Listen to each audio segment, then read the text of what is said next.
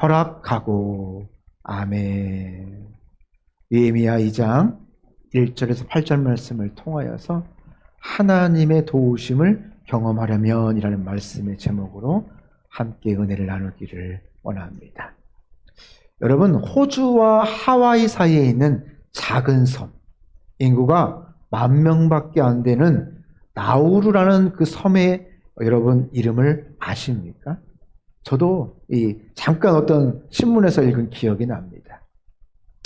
한때 이 나우루는 이 화학 비료의 주 원료였던 인광석이 엄청나게 이 땅에서 매장되어져 있다라고 발견되면서 말 그대로 로또가 된 것처럼 완전 돈벼락을 맞았습니다. 얼마나 그들이 풍요로웠냐면 1980년도 초였는데요. 그때가 이 나우루는 이 인광석의 채굴로 말미암아서 그 당시에 국민 소득이 약 2만 달러가 되었습니다. 지금 우리나라가 3만 달러가 좀 넘었다라고 하니까 그렇게 체감이 안 되는데요.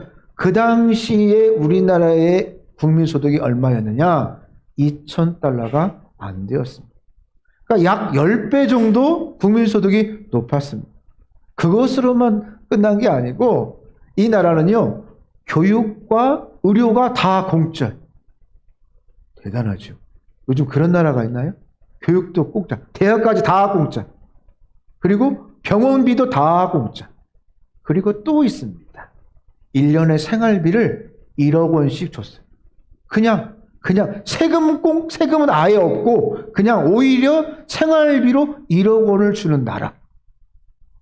여러분, 그런 나라가 있었다는 걸 여러분 기억하십니까? 또 그런 나라에 산다면 여러분, 우리의 마음은 어떨까요? 공부를 안 해도 1억 원씩 줘요. 아프면 다 치료를 해줍니다. 무슨 걱정이 있을까요? 무슨 염려가 있을까요? 이런 나라가 이 나우루 공화국이라는 나라가 있었다는 것입니다. 지금도 존재는 하지요. 문제는 시간이 갈수록 이 나우루 국민들이 극심한 이 안일함에 빠졌습니다. 그래서 음식을 해 먹을까요? 안 해 먹을까요? 음식도 안 해 먹어요. 다 가정주부들을, 이제 가정을 돌보는 사람들을 외국인들을 고용했어요. 그들이 주업이 뭐였냐면 섬나라였기 때문에 어업이었습니다. 배를 통하여서 고기를 잡을까요? 안 잡을까요? 고기를 잡을 필요도 없습니다. 하다못해 공무원, 여러분 요즘에 그 청년들의 실업 얘기하면서 공무원 시험 준비하는 친구들이 많지요. 그래서 구급 공무원 되기만 해도 와, 정말 잘 됐다, 수고했다, 이제 걱정 끝이다, 그렇게 격려하고, 또 지금도 공시생이라고 해서 열심히 준비하고 있는 청년들이 참 많이 있습니다. 그런데 그런 공무원마저도 외국 사람들을 고용해서 나라를 운영을 시켰습니다. 그러면 여러분, 이 인광석이 이것을 때문에 로또를 맞았다고 했는데 이 인광석을 채굴하는 그런 일들은 누구를 시켰을까요? 당연히 다 외국 근로자들을 다 고용해서 이 모든 것들을 하고 말았습니다. 문제는 시간이 지날수록 국민들이 무언가를 하지를 않는 거예요. 그래서 어떻게 되었느냐? 30년이 지난 이후에 보니까 이들이 80%가 비만이 되었어요. 그것 때문에 뉴스에 나왔습니다. 그리고 성인병, 고혈압, 당뇨 이런 것 때문에 사망률이 급격하게 올라갔습니다. 흥청망청 낭비하여서 30년 만인 2005년도에는 비로소 이 나우라는 이 나라가 국가 파산을 선언하게 되었습니다. 이들에게 엄청난 기회가 주어졌음에도 불구하고 그 기회가 오히려 그들에게는 축복이 아니라 저주가 되었다는 것입니다. 그런데 우리가 이 땅을 살아가면서도, 우리가 이 한평생을 살아가면서도 나를 돕는 하나님의 손을, 하나님의 도우심을 내가 알 수도 있고요. 또는 전혀 모르고도 경험하지 못하고도 살아갈 수도 있다라는 사실입니다. 분명한 것은 하나님은 절대 목적 없이 나를 이 땅에 보내지 않는다는 것이지요. 지금도 한결같이 나를 도우시고 선함으로 이끄시는 줄을 우리는 믿고 있습니다. 문제는 항상 나를 돕는 하나님의 도우심과 이 은혜가 있음에도 불구하고 내가 이것을 기회로 삼지 못, 내가 이것을 선용하지 못하여서 살아가고 있는 경우가 또 있다라는 사실입니다. 여러분, 신앙생활이 무엇일까요? 신앙생활은 지난주 말씀처럼 예루살렘이 불타고 허물어진 그 현실 속에서 나를 도우시는 하나님의 도우심을 깊이 체험하면서 살아가는 삶의 여정이 바로 신앙생활인 것입니다. 오늘 본문 8절 말씀해 보니까 내 하나님의 선한 손이 나를 도움으로 라고 되어 있죠. 이 말씀을 직역하면요, 내 위에 임하신 하나님의 선하신 손. 하나님은 지금 상심하여 울고 있는, 또 금식하며 울고 있는, 또 기도하며 하나님의 앞에 나아가고 있는 느헤미야를 도우시고 있다는 사실이에요. 그래서 그에게 아닥사스 왕을 붙여주셨고 어려운 사정을 고백할 수 있는 용기를 주시고, 그리고 또 어떤 도움을 그에게 구할지 통찰력을 주셨다는 것입니다. 그래서 허물어지고 불탄 그 현실 가운데 이 모든 것들을 이길 수 있는 하나님의 은혜를 주셨다는 것입니다. 핵심은 하나님의 도움의 손이 느헤미야를 도우셨다. 그리고 느헤미야도 이 하나님의 도우심의 손을 놓지 아니했다라는 것입니다. 그래서 그는 선한 열매를 맺을 수 있었다는 사실입니다. 우리도 마찬가지입니다. 우리 모두가 하나님께 똑같은 시간과 기회를 부여받았습니다. 하지만 모두가 이 기회와 이 시간을 다 선용하는 것은 아니라는 것입니다. 실제로 하나님의 이 선한 의로운 손으로 나를 도울지라도 때로는 그 기회를, 그 은혜를 거부할 수도 있고요, 그냥 흘려보낼 수도 있다라는 사실입니다. 이 나우루 이 공화국의 이 국민들처럼 그에게 주어졌던 그 놀라운 그 기회가 그냥 다 흥청망청 흐지부지 먹고 마시고 아무것도 하지 아니하고 그냥 30년 동안 흘려보냈다는 사실이지요. 그러므로 은혜가 있는 것보다 우리가 그 은혜의 가치를 알아야 된다. 그리고 그 은혜 안에 살아가면서 하나님께 감사하며 살아가야 된다는 것이지요. 우리는 이 짧지 않은 이 팬데믹 가운데서 지금 하나님이 주시는 평안한 가운데로 나아가려고 하고 있습니다. 왜 그렇게 되었습니까? 하나님이 선한 손, 하나님의 도우심으로 말미암아 우리가 한 걸음 한 걸음 나아가고 있다는 사실입니다. 실제로 우리 인간은요, 하나님의 선하신 도우심이 없다면 잠시도 생존할 수 없는 그런 연약한 존재라는 것입니다. 뼈저리게 느끼지 않았습니까? 온 세계가 선진국이라고 했던 그 나라를 조차도 다 무너지고 넘어지고 정말 지구가 멸망하지는 않나 걱정할 정도로 그런 상황으로 치달을 때가 있었다는 것입니다.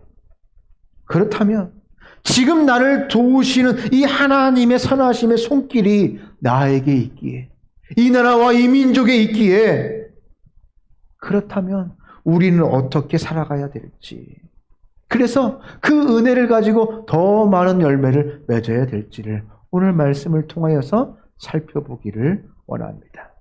첫째로, 나를 도우시는 하나님의 선한 도우심의 손길을 경험하려면 내 삶이 하나님이 기뻐하시는 일에 집중해야 된다는 것입니다. 하나님의 도우심을 경험하려면 무엇을 해야 된다? 하나님이 기뻐하시는 일에 집중해야 된다는 사실입니다. 오늘 느헤미야는 지난주 말씀 가운데 동족이, 이스라엘 백성들이 환난을 당하고 있고 불타고 허물어진 예루살렘 소식을 들었고, 그래서 어떻게 되었습니까? 금식하면서 그의 낯빛이 변하였죠. 그래서 왕이었던 아닥사스 왕이 달라진 그 표정을 바라보면서 그에게 물어보았어. 그 충격이 그 왕에게까지 전해진 것입니다. 특별히 그 당시 신하가 그의 슬픈 표정이 왕에게 염려까지 전해졌다면 여러분 이건 중벌로도 다스려질 일이에요. 그렇죠. 예. 그런데 얼마나 그가 신임을 받았는지 느헤미야가 솔직하게 그에게 도움을 청했을 때 어떻게 되었습니까? 또 그 도움을 이 느헤미야가 다 받아줍니다. 이 과거에 이 아닥사스 왕이 예루살렘 건축을 금한 법을 내렸었습니다. 그런데 지금 무엇을 그에게 원했습니까? 내가 가서 그의 성을, 그 예루살렘을 짓고 싶습니다. 건축하고 싶습니다. 라고 조심스럽게 두려운 마음으로 그에게 강구했다는 사실입니다. 그래서 오늘 본문 2절 말씀해 보니까 그때에 내가 크게 뭐하여? 두려워하여. 두려워. 그도 그냥 자신 있게 말한 게 아니에요. 두려워하여서 그에게 말한 것입니다. 여러분 왕 앞에서 어떻게 두렵지 않을 수가 있겠습니까? 그리고 이전에 그 왕이 예루살렘 성을 이 건축하는 것을 금했는데 그에게 다시 허락해달라는 또 청을 해야 되는 그 상황이 결코 쉽지만은 않은 상황이었다는 사실. 두려워하여라는 이 원을 보니까 전율하다. 두려움이 점점 더 커지다라는 뜻을 가지고 있습니다. 느헤미야가 왕에게 도움을 청하는 것 그 자체가 두려울 정도로 위험천만한 일이었다는 것입니다. 하지만 위험한 일이었지만 그의 온 마음이 어디에 있어요 지금? 그의 동족에게 지금 불쌍한 죽어가는 지금 불타버린 이스라엘의 회복이 집중되어져 있기 때문에 뭐 할 수 있었던 것입니까? 그 두려움에 용기를 낼 수 있었다는 것입니다. 그렇게 느헤미야는 하나님이 기뻐하시는 일에 집중하였기 때문에 하나님의 선한 손으로 그 도우심으로 말미암아 그 수많은 장애들을 극복하고 마침내 이스라엘의 회복을 이룰 수가 있었다는 것입니다. 수많은 어려움과 장애가 있었지만 그러함에도 불구하고 이 일들을 감당할 수가 있었다는 것입니다. 여러분, 우리가 살아가면서 장애물이 있습니까? 없습니까? 있지요. 장애물은 있습니다. 때로는 장애물이 아니다라고 생각하는데 장애물일 수도 있고요. 또 반대로 여러분 장애물의 반대말이 뭡니까? 디딤돌이죠. 디딤돌. 그런데요, 여러분 장애물과 디딤돌 무슨 차이가 있습니까? 장애물은 어려움이죠. 디딤돌은 나에게 힘이 되는 것이잖아요. 그런데요, 아까 그 섬에 이 인광석으로 말미암아 주어진 그들에게 물질, 그에게 장애물이었습니까? 그들에게 디딤돌이었습니까? 무엇이었나요? 처음에는 디딤돌이었잖아요. 그렇죠? 예. 야, 우리도 이렇게 정말 쨍하고 별들 날이 있구나. 우리도 그래서 그 작은 나라, 울릉도보다 작은 나라, 그 작은 나라에 10,000명밖에 안 되는 나라. 우리 익산 인구가 몇 명이에요? 27만, 8만에서 7만, 막, 그렇게 30만에서 떨어져서 좀 그렇게 됐다고 하죠. 근데 10,000명밖에 안 된대요. 영등동, 어양동, 그 정도 숫자밖에 안 돼요.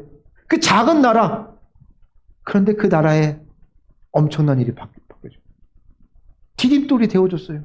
그런데 나중에 보니까 그게 바로 장애물이었어요.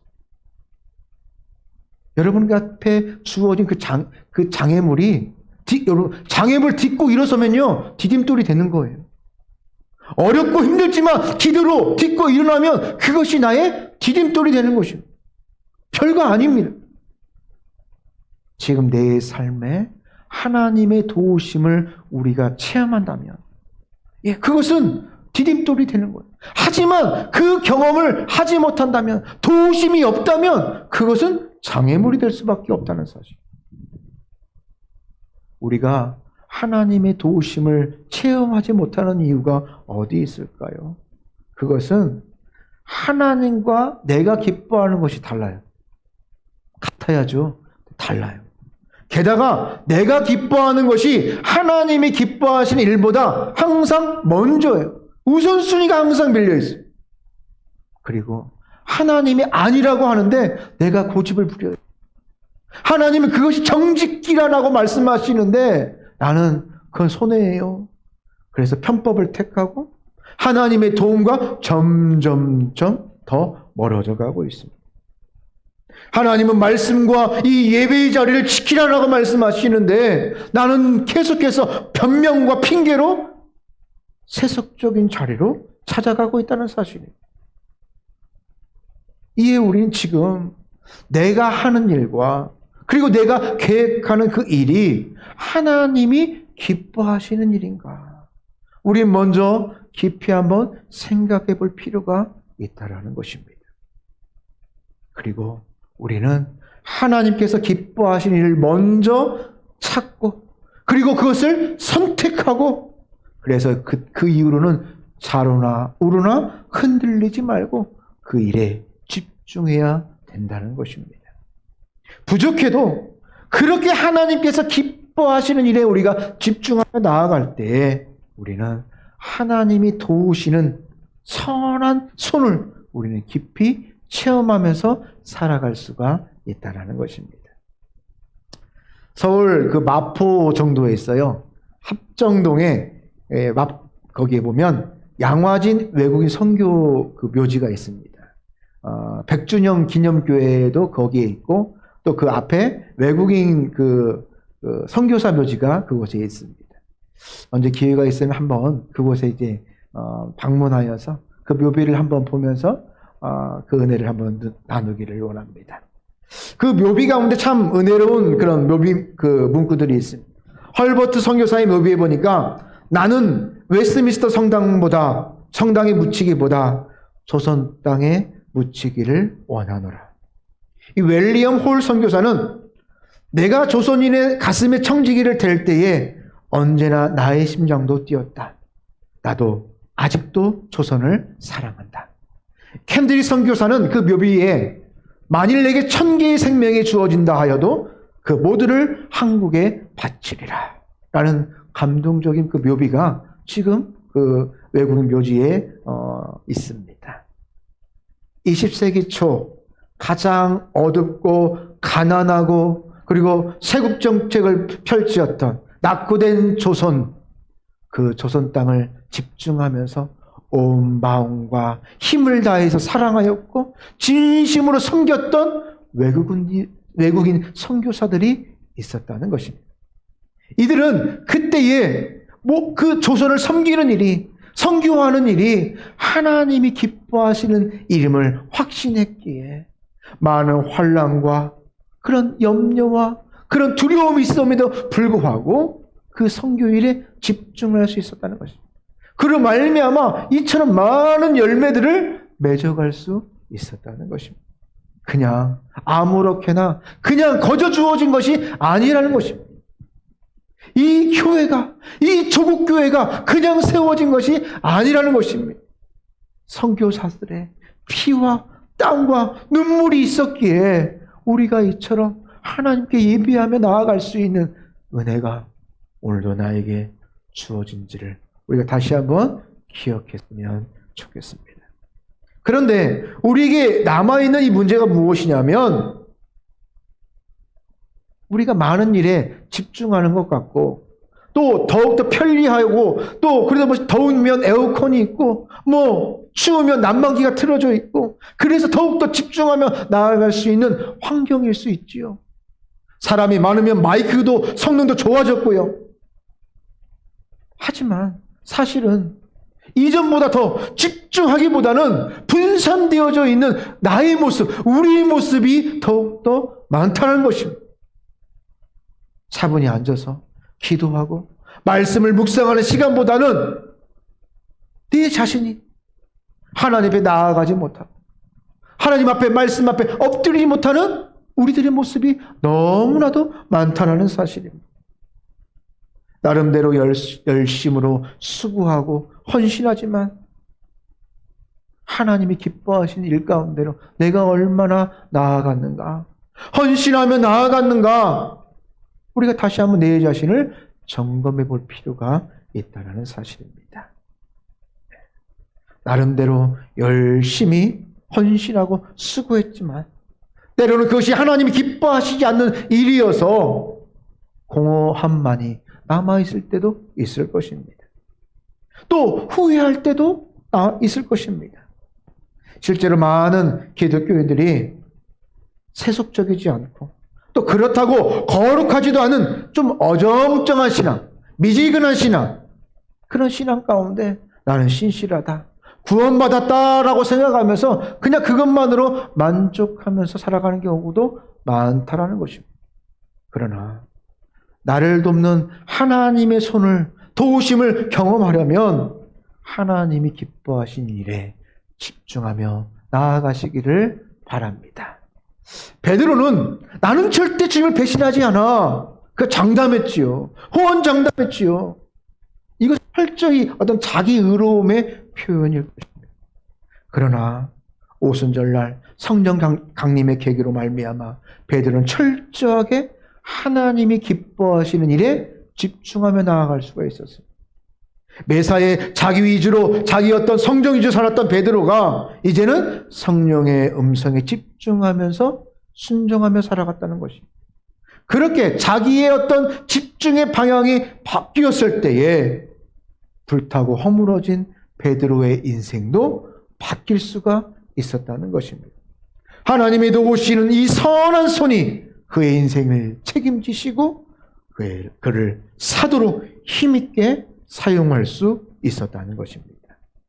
지금 우리는 예배를 드리며 하나님께 나아가고 있습니다. 예배하는 영혼이라면 누구나 하나님이 기뻐하시는 것이 무엇일까 다 잘 알 수 있을 것입니다. 다행히 아직 늦지 않았습니다. 이제부터라도 하나님이 기뻐하시는 일, 그 일을 먼저 찾고 선택하고 그 일에 집중하시기를 믿음으로 축복합니다. 우리 인생은 피었다 지는 꽃과 같아요.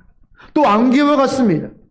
그래서 헛된 일로 시간을 낭비할 틈이 없습니다. 하나님은 무엇보다도 내가 다시 말씀 앞에서 예배자로 세워지기를 원하십니다. 다시 기도하면서 봉사하는 능력을 회복하기를 원하십니다. 하나님이 기뻐하시는 일에 집중하기를 원하십니다. 그렇게 할 때 하나님이 내 일을 감당하셔요. 여러분, 내 일을 내가 감당하는 것 같지요? 내가 다 계획하고 내가 다 책임지는 것 같지요? 그렇지 않아요. 정말 중요한 일은 하나님이 다 이루어 주신다는 사실인 것입니다. 여러분, 한 주간도 하나님이 기뻐하신 일을 찾고 집중하여서 나를 돕는 하나님의 선한 손에 붙잡힌 받는 그래서 승리하는 한 주간이 되시기를 바랍니다. 둘째로 나를 도우시는 하나님의 도우시는 손을 경험하려면 우리의 미래를 체계적으로 준비하며 나아가야 된다는 것입니다. 자, 오늘 당시 느헤미야는 2절 말씀에 그의 대답이 뭐 했다고 했죠? 두려워한다고 했죠. 두려워했어요. 그래서 깊이 묵두한 후에 아닥사스 왕에게 몇 가지를 요청합니다. 그런데 그 왕이 이 몇 가지를 다 허락해 줍니다. 8절 말씀 보니까 허락하니라고 끝나죠. 자, 4절 말씀에 보면 그 요구하는 내용들이 나와 있어요. 아닥사스 왕이 그러면 너 얼굴에 근심이 많은데 내가 무엇을 원하느냐라고 묻자 느헤미야는 조금도 주저하지 않고 대답을 합니다. 예루살렘의 회복을 위해서 생각했던, 준비하고 계획했던 것들을 조목조목 그에게 구합니다. 첫 번째 뭘 구합니까? 예루살렘 성읍을 건축하도록 허락하여 주옵소서. 그러니까 성전은 스룹바벨을 통해서 건축되어졌잖아요. 그리고 에스라를 통해서 백성들의 마음을 회복시켜 주셨고 느헤미야 3차 포로 귀환을 통하여서 성벽을 건축하도록 하여 주셨잖아요. 이 성읍을 건축하는 것들을 허락. 성벽이 왜 중요할까요? 성벽이 있어야 결국 이 적들이 침투해와도 방어를 할 수가 있는 거예요. 그러니까 성벽이 있는 성과 성벽이 없는 성은요, 천지 차이예요. 거의 4배의 어떤 전력이 와야지 이 성벽을 넘어갈 수 있는 거예요. 그러니까 성벽이 있는 것과 없는 것과 차이는 크다는 사실입니다. 그래서 제일 먼저 예루살렘 성읍을 건축하도록 허락하여 주옵소서. 이거고요. 두 번째, 그 일에 누구를 보내주옵소서? 나를 보내주옵소서. 나를 보내주. 세 번째가 뭡니까? 가는 길에 서쪽과 그 총독을 명하여서 이 유다로 가는 길을 열어주옵소서. 칙령으로 나에게 마패를 주셔서 그 길을 어명이요 그 문을 열어주옵소서. 그리고 마지막 네 번째, 그 성벽을 건축할 수 있는 제목을 주옵소서. 그냥 짓는 게 아니잖아요. 돌도 있어야 되고 기둥도 있어야 되고 막 여러 가지들이 다 있어야 되는데 이것들을 준비될 수 있도록 이 모든 것들을 허락하여 주옵소서. 결코 그냥 나만 보내주옵소서. 예를 들어서 저를 보내주옵소서 했는데 가보니까 아무것도 없어. 가는 길이 막혀. 바로 무엇입니까? 철저한 준비가 있었다는 것이에요. 내가 가는 길에 내가 유다로 가는 길목에 어디를 거쳐 가야 되는데 그들이 나를 막을 거야. 그리고 우여곡절 끝에 내가 그 땅에 도착한다 치자. 예루살렘에 도착을 했는데 아무것도 없어요. 불이 탔고 무너졌고 벌판이 그곳에서 무엇을 가지고 성벽을 건축할 것입니다. 그때 모든 것들을 지원해 주옵소서. 제목과 사람과 이 모든 것들을 다 허락하여 주옵소서. 2절 말씀처럼 당시 느헤미야는 왕에게 도움을 청하기가 어려웠어요. 왕에게 그 얼굴에 어떤 근심을 끼친다는 것 자체가 벌써 큰 죄입니다. 그런데 예루살렘의 재건을 위해서, 그 계획을 위해서, 그 회복을 위해서 꼼꼼하고 철저하게 준비했다는 것입니다. 그리고 하나님의 선한 손이 그렇게 철저히 준비하고 계획한 느헤미야를 힘껏 도와주셨다는 것입니다. 사람이 미래를 준비하지 못하고 살아간다면 하나님이 도와줘도요, 아무것도 얻을 수가 없어요. 로또가 당첨돼도요, 하나님이 도우심이 없으면요, 오히려 그게 그에게 디딤돌이 되어야 되는데 걸림돌이 되어서 넘어져요. 이혼하고 자살하고 패가 망신당하고 그런 사람들이 얼마나 많은지 모르겠어요. 미래의 준비가 없다라는 거. 오늘 말씀을 가지고 우리가 다시 한번 생각해 볼 필요가 있다라는 사실. 미래의 준비가 없으면요, 환란에 깊이 함몰되어져. 내 어려움 가운데, 이런 상황인데 우리가 뭘 해? 아무것도 아니마. 그냥 숨만 쉬면 다행이에요. 그리고 쉽게 포기해버려요. 패배주의에 휩싸여져 버립니다. 그래서 이제는 아예 꿈도 꾸지 않는 그런 모습으로 전락하고 만나는 사실. 우리가 다시 나와야 될 것이 무엇이냐면, 오늘 우리도 마찬가지예요. 이제 이 팬데믹 이후에 준비하자, 회복하자, 재건하자, 리빌딩하자라고 말하면서 구체적으로 우리가 무엇을 준비할 것인지, 미래를 준비하는 영혼들이 그렇게 많지가 않다라는 것입니다. 어쩌면 과거처럼 또다시 준비 없이 어떻게든 되겠지 라고 그렇게 생각한다면 어떻게 하나님의 도우심, 더 큰 은혜를 체험할 수가 있겠습니까? 무엇보다도 준비는 내 방식, 세상의 방식이 아니라 하나님께서 기뻐하시는 방식대로 꼼꼼하게 이루어져야 된다는 것입니다. 여러분, 이번 여름 사역을 통하여서, 여름 성경학교를 통하여서, 여름 수련을 통하여서, 우리 작년 수련을 통하여서 우리가 기도하면서 하나님께 나아가는 귀한 믿음의 기회가 되기를 축복합니다. 최근 PC USA 미국 장로교회에서 한 통계를 발표했습니다. 작년 한 해에 무려 그 미국 장로교회 한 해에 무려 5만 명의 신도가 감소했다. 그리고 120여 개의 교회가 감소했다. 이 코로나의 여파로 그렇게 되어졌다고 합니다. 특히 이 과정들을 통하여서 더 상황은 나빠지고 있다는 사실이에요. 그리고 온전한 회복이 불가능하다는 말까지도 나오고 있습니다.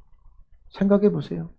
여러분 3년 동안 좀 규모 있는 교회, 주일학교, 온라인으로 예배를 드린다고 하지만요, 아이들 여러분 온라인으로 집중이 됩니까?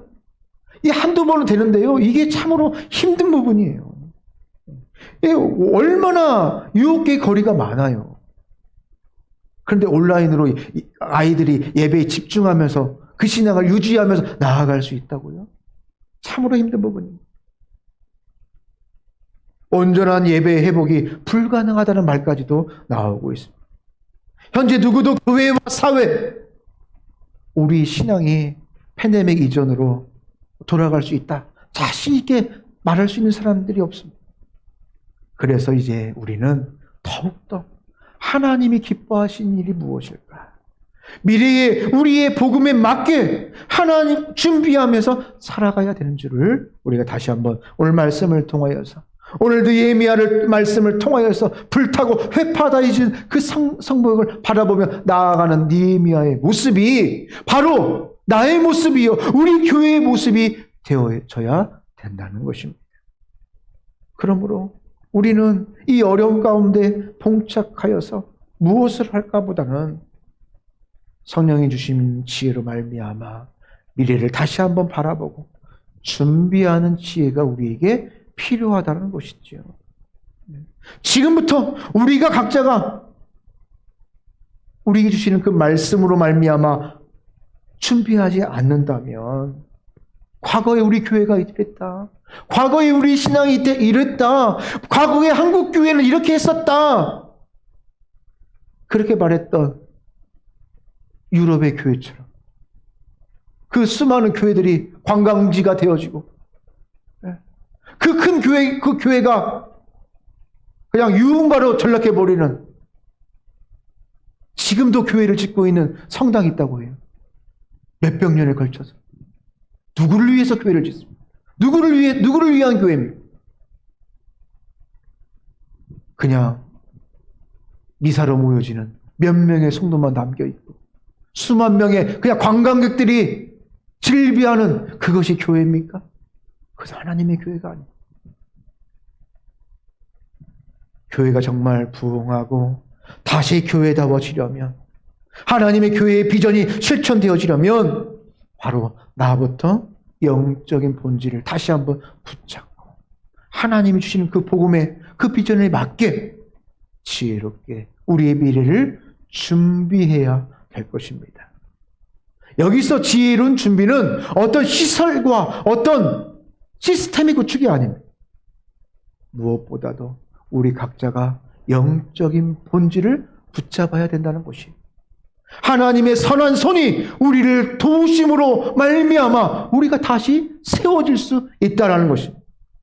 지금부터 우리의 삶, 나의 가정, 우리 교회 미래가 더욱더 더 나아지려면 다시 말씀과 기도, 예배와 봉사, 영적인 본질을 다시 한번 붙잡고 우리의 미래를 준비하며 나아갈 줄 믿습니다. 바로 나부터 영적인 본질을 붙잡지 않는다면 계획하고 준비하는 결단이 바로 우리에게 필요하다는 사실입니다.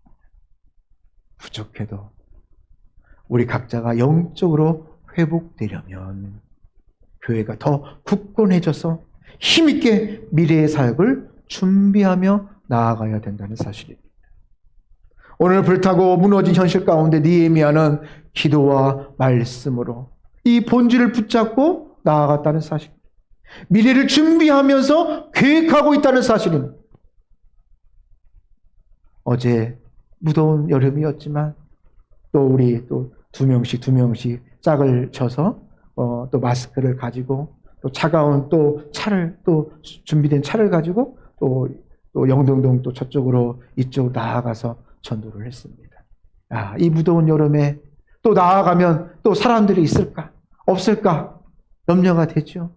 또 헛된 일은 아닐까 또 염려를 하며 나아가죠. 하지만 항상 나아가면서 느끼는 것이 무엇이냐? 잘 나왔다. 또 어느 교회에서 오셨어요? 귀한 일 하시네요. 믿는 사람은 믿는 대로, 믿지 않는 사람들은 또 이 교회가 어디 있어요? 예, 저기 있어요. 예, 왜 이렇게 주세요? 또 물어요. 그러면 또 예수님의 사랑이 커서 또 대답해 주고, 또 작은 그런 만남의 시간이지만 그 시간을 통하여서 교회를 전하고 알리고 예수 그리스도의 복음을 또 잠깐 나눌 수 있는 기회를 주심에 감사하며 나아갈 때에, 그래, 더워도 힘들어도 우리에게 주시는 이 본질, 복음의 이 기쁜 소식 우리가 들고 나아가는 것만이 우리가 살 길이구나 라는 것을 다시 한번 느낄 수가 있다라는 사실입니다.